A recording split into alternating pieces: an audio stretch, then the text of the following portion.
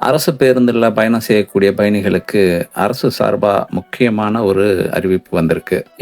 இதுல சிறப்பா கவனிக்க வேண்டிய விஷயம் என்ன அப்படின்னா, ஓட்டுநர்கள் பேருந்துகள்ல சத்தமா பாடல்களை ஒலிக்க விடுறாங்க. இதனால இரவுல பயணம் செய்யக்கூடிய பல பயணிகள் தூக்க கெடுதிகளுக்கு ஆளாகிறாங்க, மன உளைச்சலுக்கு ஆளாகிறாங்க. இதனால அந்த பேருந்துகள்ல ஒரு விதமான இரைச்சலான சூழ்நிலைகள் நிலவுறதா பயணிகள் புகார் கொடுத்த வண்ணமே இருக்கிறாங்க.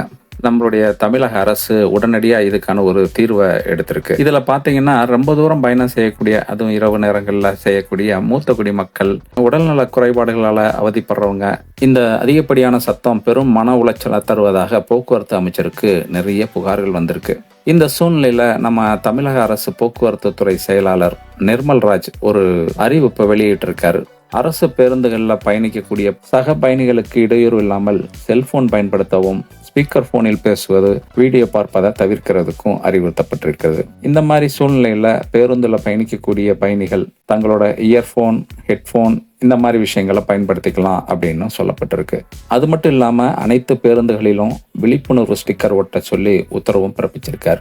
சரி, இனி வருங்காலத்துல நம்ம கூட பயணிக்கக்கூடிய சக பயணிகள் சத்தமா பாடல்களை வெளியில கேட்கிற மாதிரி வைத்தாலோ, லவுட் ஸ்பீக்கர்ல பேசுறதோ அல்லது வீடியோவை சத்தமா வச்சு கேட்கறதோ, இந்த மாதிரி விஷயங்களை தவிர்த்தாங்க அப்படின்னா நம்முடைய பயணம் அமைதியாகவும் அற்புதமான ஒரு பயணமா இருக்கும். இனி ஓட்டுநர்களோ நடத்துனர்களோ பஸ்ல பயணம் செய்யக்கூடிய பயணிகளுக்கு இடையூறு இல்லாமல், சத்தமாக ஒலிக்க விடாமல் பயணிகளின் பயணம் சுகப்பட ஒத்துழைப்பார்கள் என்று நம்புவோம். இந்த ஷார்ட் வீடியோ பிடிச்சிருந்துச்சுன்னா லைக் பண்ணுங்க, ஷேர் பண்ணுங்க, கமெண்ட் பண்ணுங்க, நம்ம சேனலை சப்ஸ்கிரைப் பண்ணுங்க.